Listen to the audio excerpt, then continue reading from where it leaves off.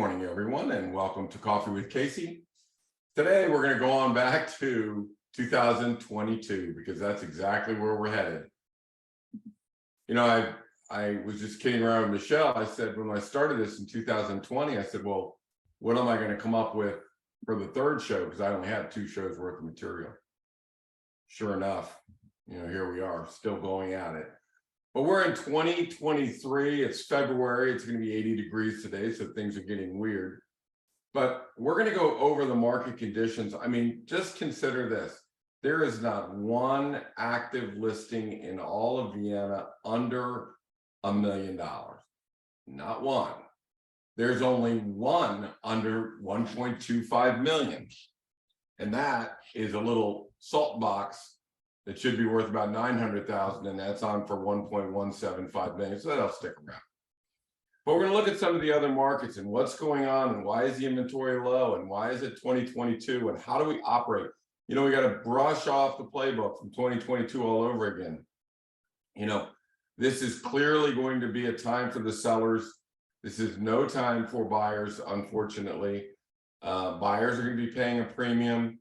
We had a $2 million house on the market last weekend, got a really nice premium for that. Had a 950, huge premium, 17 contracts on that house. What we're going to do is we're going to take a look at the dynamics of the market. And again, the reason why I do Coffee with Casey is I need to know what's happening this week. Don't give me a report on what happened 2 months ago or 3 months ago. I need to know what's fresh, what's happening right now when you put homes on the market. We're going to talk about how to analyze your markets because we have this stuff up online. You can go to Willisford, you can go to Centerville, you can go to Haymarket or Vienna or Oakton, and you can look and see and analyze the market. So I'm going to help you out with that. So first of all, let's take a look. Let me take you out on the web, and let me get you to. Let me share my screen with you so you can take a look at some of the charts.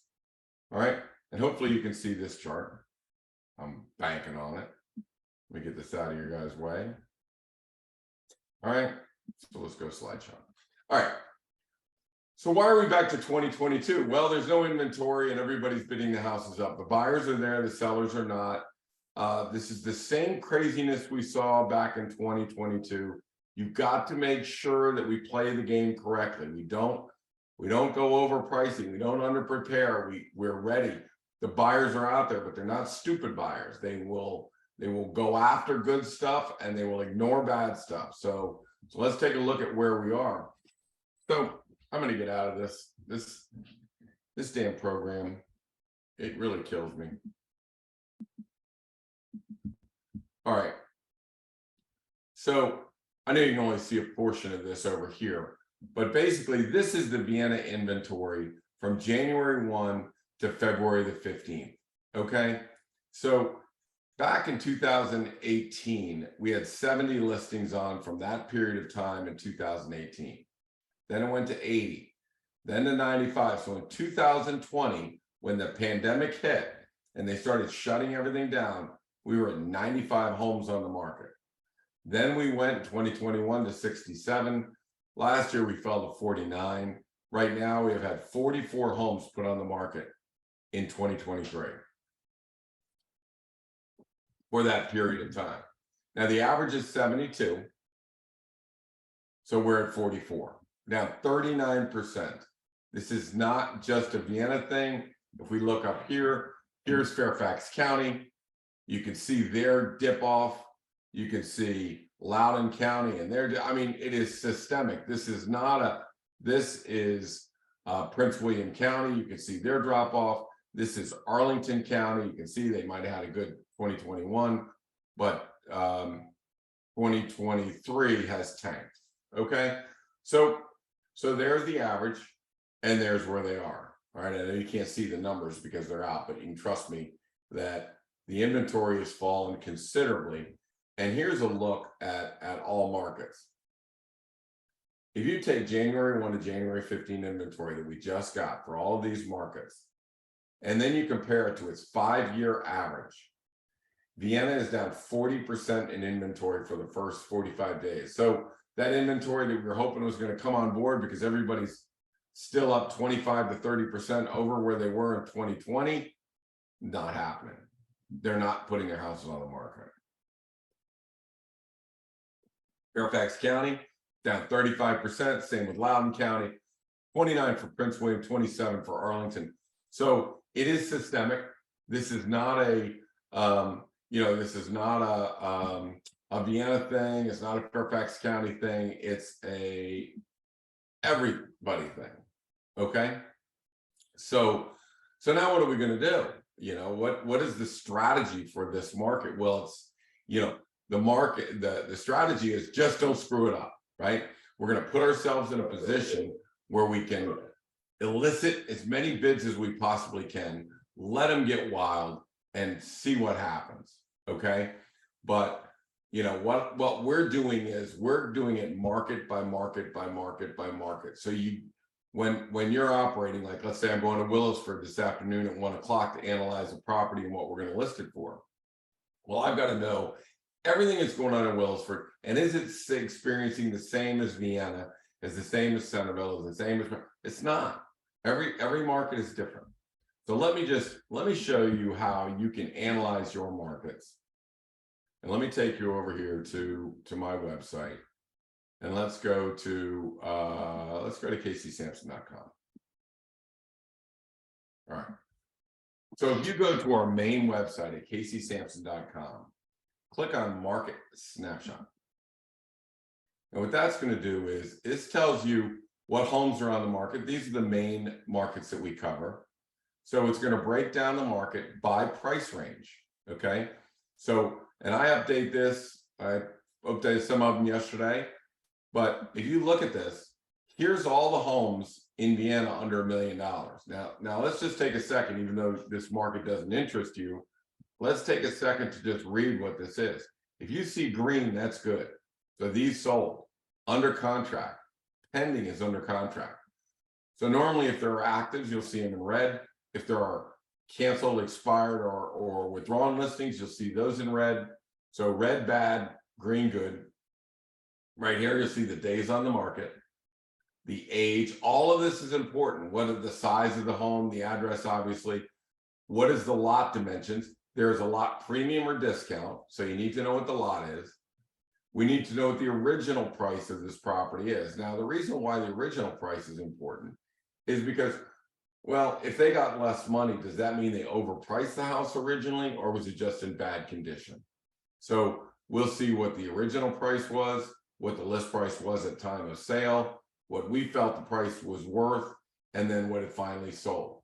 Now, these numbers can be off by $100,000 to $150,000 because some homes are in great condition, well prepared, nice upgrades, priced correctly, thrown on the market, and boom, they sell for a lot more than they're worth. So this is why it's very important. Some homes under contract, $188,000 less than they're worth. Some $116,000 more than they're worth. So again, when you look at these homes, you have to identify, what their customary value is. So let me explain customary value real quick for those of you who don't know. Let's say pricing is a teeter-totter, and half the houses are going to sell for more, and half the price are going to sell for less. The customary value is dead center.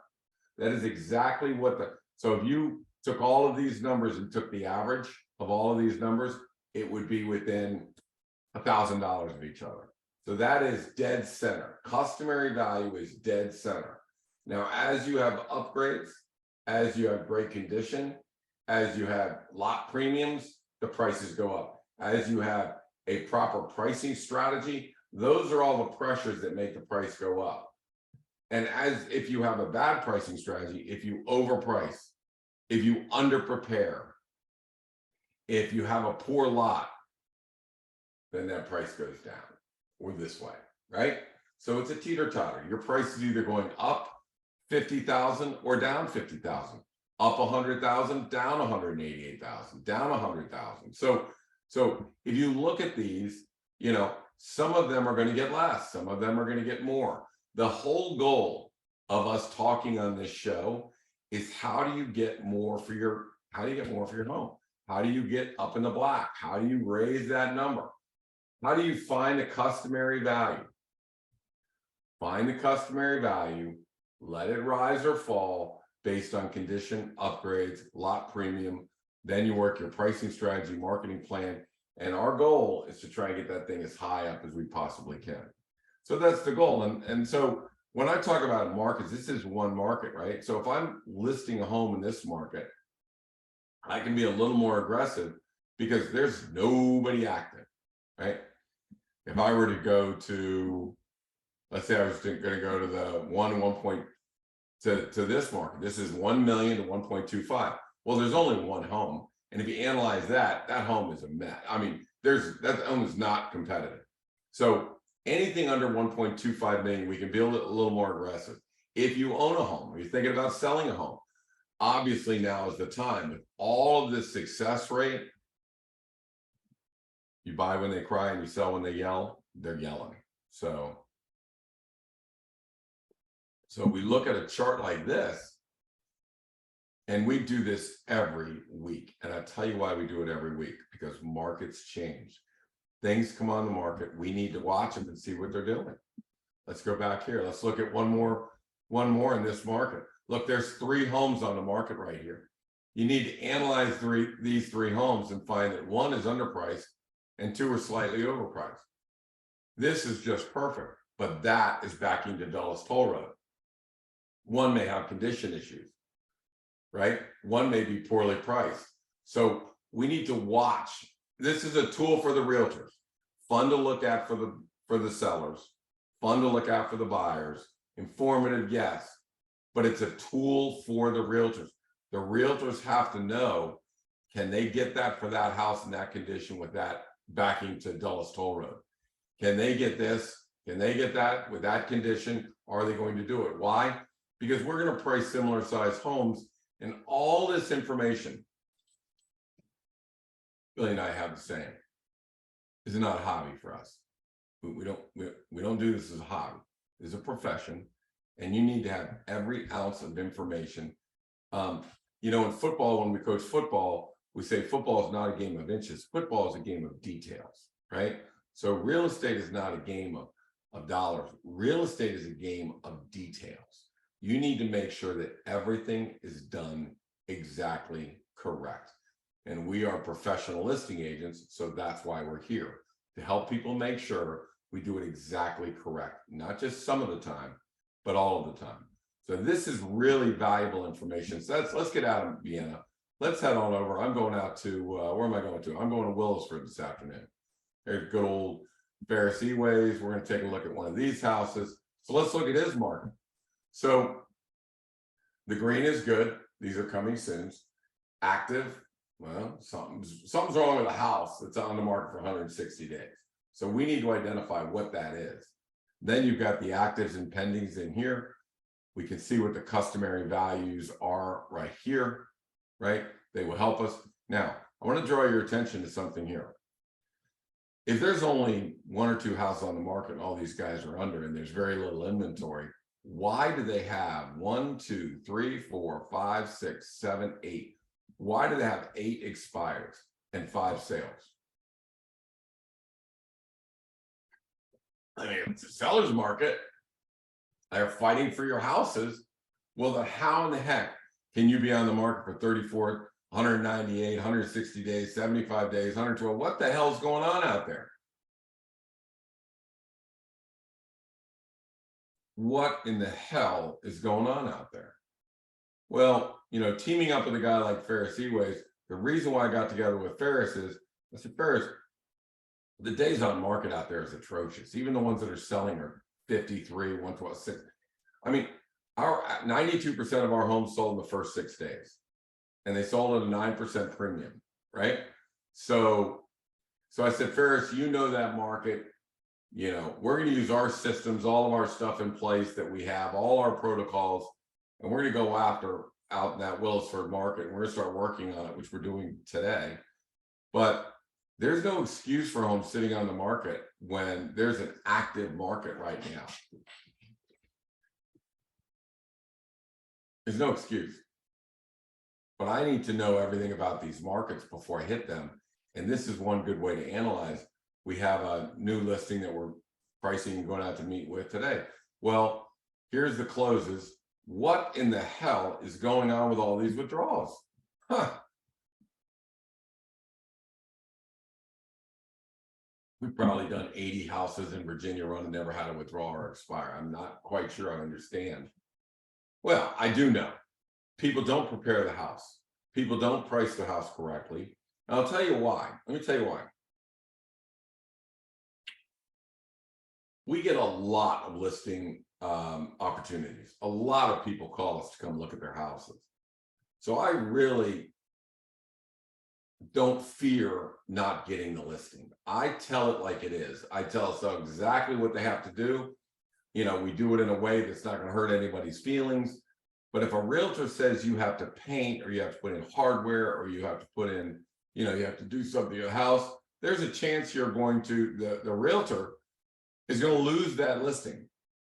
I don't care. I'm going to take good listings, and I don't want bad listings, so I don't care. So we got to tell them, what is it going to take? Well, sometimes sellers don't want to hear that. They don't want to hear their house is worth $1 million instead of, they think is 1.1, 1.2 million, right? We need to be very realistic. We need to know where is customary value.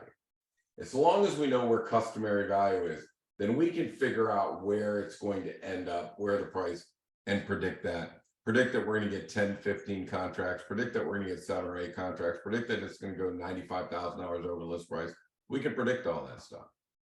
But you need to communicate with the sellers to get the home in the proper condition first. People aren't buying traditional homes, they're buying transitional homes. The more transitional you can make it look, the better. You know, I was in a home that they just spent $100,000 on interior designer. Check this out. $100 grand on interior designer. To be honest with you, it looked great. I mean, yeah, looked great. Wallpaper looked great. Lighting fixtures look great.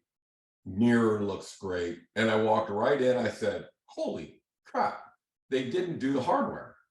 So when you walk into a home that was built between 1980s and 2005, you'll see this brass, gold doorknobs and handles and hinges. They were still gold.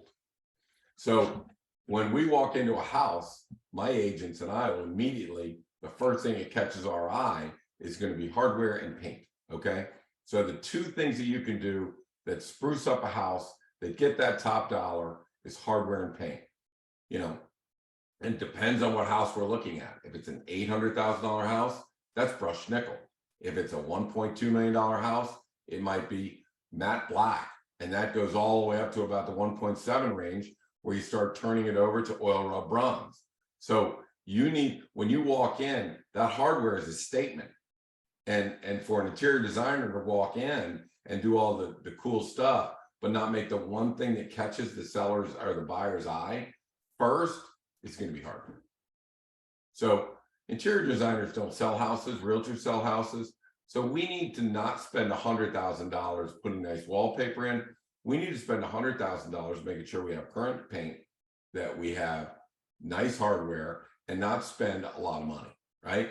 We want to, if we're going to spend $1, you need to get back $7 to $10. So I say this all the time. So there's a certain checklist of things that you do. And you need to stay honest with that. You can't, I know they need, you know, if you need a new kitchen, then reface it and paint the cabinets, put some granite on it or corian, depending on what is appropriate. You can't put 2023 on 1988. You can't do that, right? You've got to put maybe 2005 on 1988. You can't go 2 or 3 generations away, because then it looks horrible. They don't mix together. Colors don't work correct together. So not everybody should get quartz countertops. Not everyone should put a quartz countertop on if your cabinets are screaming. Now, if you want to reface them and put some shaker cabinets and paint them gray and then put Corian on, now you're 2023 over 2023, and that looks fine. Takes a lot of money. We don't want to spend that kind of money most of the time. Don't need to spend that money most of the time. So one of the things about today's market is also what level of preparation that we're going to make. Okay. Now let's think about this. Look at this market that I'm in right now. This is Centerville, between $750 and $1 million, right?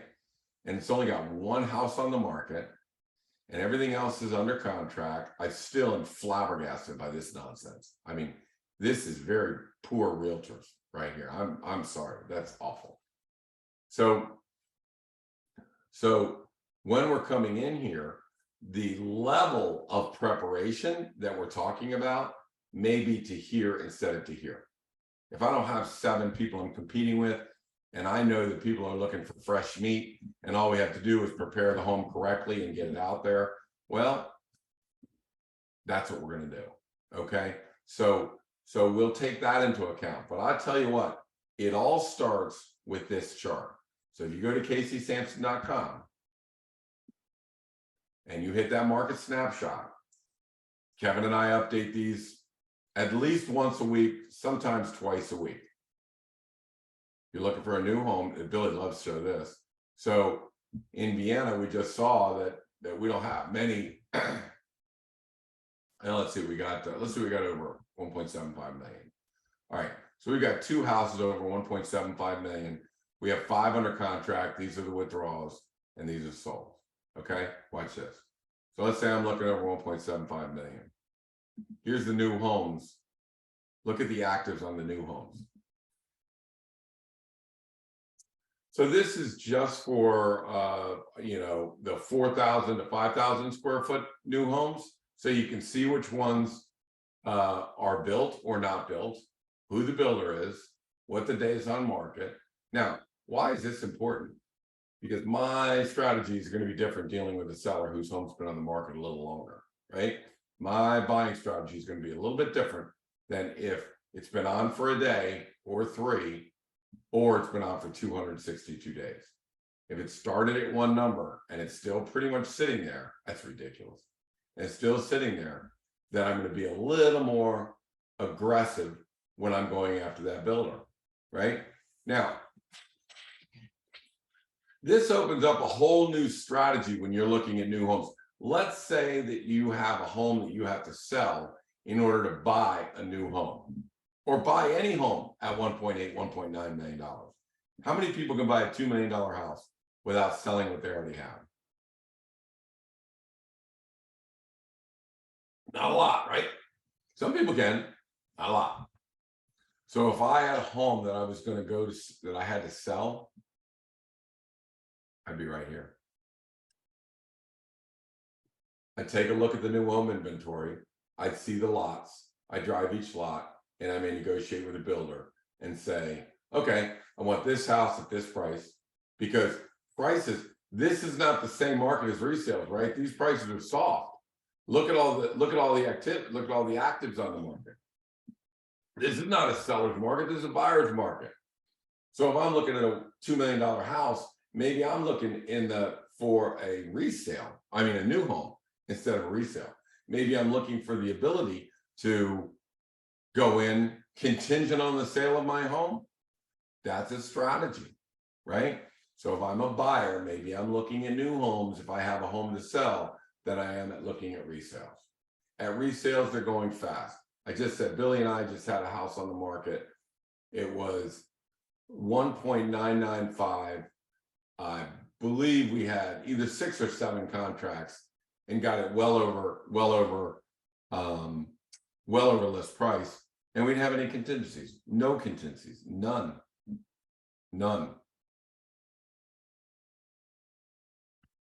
So a buyer that wanted that house that had a home to sell, not going to compete in resales. But you can in new homes. You can in new homes. So let's talk about a strategy. Let's say we're in a, let me get rid of all of this. I think everybody understands how to use these.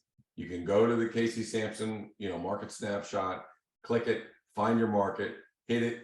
I usually update on Tuesdays, maybe Wednesdays, but definitely on Fridays. By Friday afternoon, it'll be up to date for the weekend. So you'll be able to see it. It's a good tool. If you're interested in the real estate market, in your real estate market, if you're buying or selling or just a nosy neighbor that wants to keep an eye on, or you're a real estate professional, you can go to that site and look those things up. Okay, we'll keep them up to date. Let's talk about the some of the strategies and all.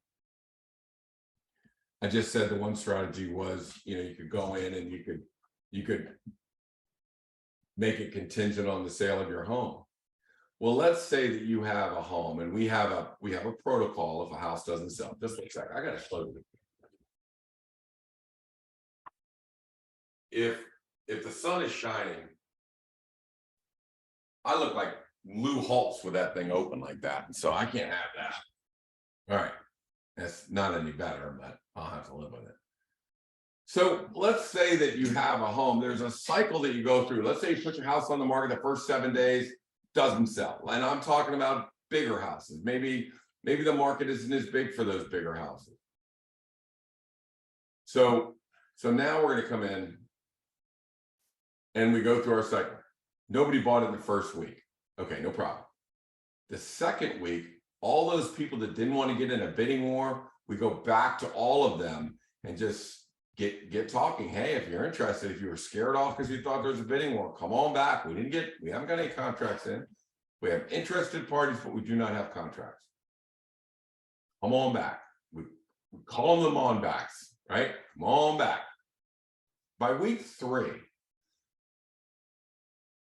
realtors aren't, buying agents aren't that dumb, and buyers aren't that dumb. They're going to look at houses that don't sell, and by week 3, they're going to say, hey, can we bring in a contract contingent on the sale of our home? So we're going to beat them to it. On week 3, we're going to re-advertise to all the realtors looking at this property. It's called a reverse prospect. We know everybody that has a client looking for this property. We got their email address, we got their phone numbers, we know who all of them. We know everybody that's come into the property and looked at the property and seen it through our showing time. So we have all this data, and we have, Casey Samson Team, a huge database of agents of like-kind properties that may not be looking at this property, but they're looking at other like-kind properties. All of those people get notified. We will consider a home sale contingency.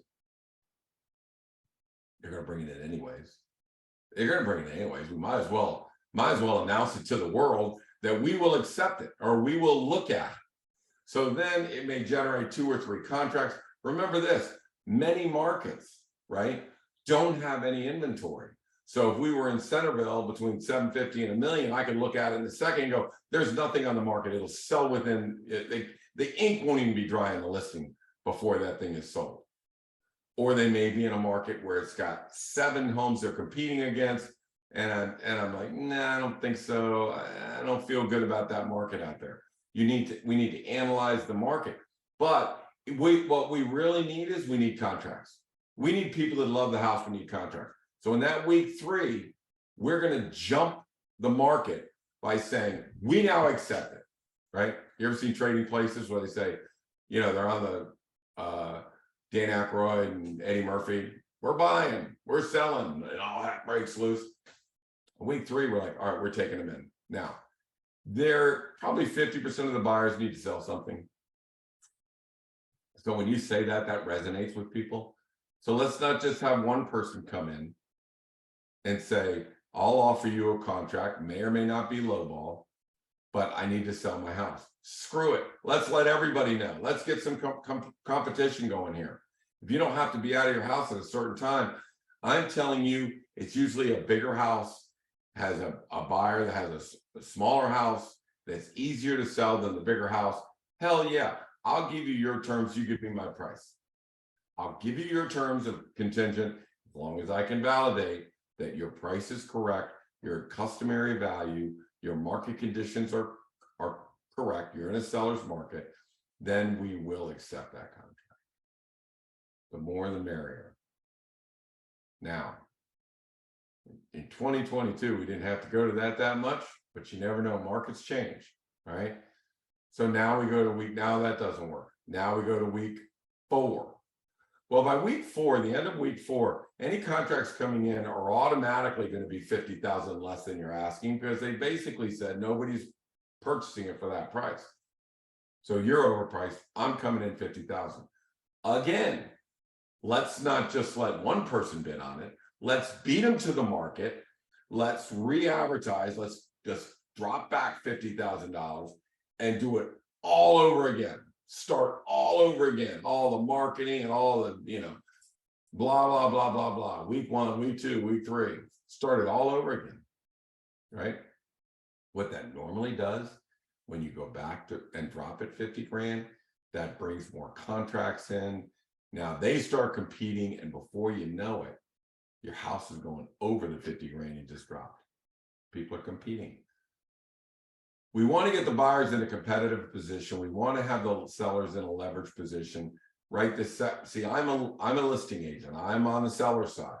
My agents that work for me, Billy and Kelly and Morgan and Colby and Dan and Pat, they and Ferris, and they work with buyers too. I'm a listing guy, right? We'll let them worry about the buyers. Okay. This is how we handle our listing. So welcome back. If you missed it the first time, you're back in 2022. You're back in the spring. You're back in multiple contracts all over the place. We're back in prices going over list price by $50, $75, $100, $143,000. So if you missed it the first time, we're back. If you are thinking about selling, if you have to sell, death, divorce, downsizing, you have to sell, it's definitely time. If you want to, now listen to this very carefully. I'm going to go beyond my time. Very carefully. Most people don't want to sell because they're saying that I don't want to sell and I got a 2.5% mortgage, and buy and I got to get a 5% mortgage or a 6% mortgage. So I don't want to move. That's not the strategy. That is not the strategy. The strategy is you sell when your prices are high and everybody's buying and fighting and all that stuff, and you rent. And you rent for 1 to 2 years. Now you've got money in the bank, you got plenty of time, you have plenty of flexibilities, and you wait. Because guess what's coming? A recession. Prices are going to head down. Interest rates are going to go down. Might not be for a year, but it's going to happen. So what you want to do is list your home now while we're 25 to 30% higher. So we in 2020, we went from here to here, and then we corrected a little bit. We corrected a little bit in the fall of 2022, but guess what? Back up again. We're going back to 30% over where we were in 2020. Sell into the rally, rent, don't buy. Just tell me, don't buy, because then we're in a selling cycle right now. We're not in a buying cycle. We're in a seller cycle. Sellers win. So in summary, if you are moving up or you want to be a buyer, it's a buyer's market in new homes. You can get a good price. You can set your terms. You can have a contingent. You can get a new home. Now it's time to do it. My name is Casey Samson. You've been listening to Coffee with Casey, where I'm here every Thursday, 10:30. You can reach me at 703-508-2535, or you can text me if you like. Text me your address. I'll tell you what your house is worth. Or you can email me at casey@caseysamson.com. Remember, check in at caseysamson.com and go to that market snapshot. Select the market that you're in and look at it. If we aren't doing your market, shoot it to me and I'll whip one out in no time. I'll have me or Kevin will do it, or we'll give you a market snapshot, but we'll make sure you know what you're doing. Again, my name is Casey Samson. You can tune in next Thursday, 10:30 at Coffee with Casey, or send me an email or a text. Bye now.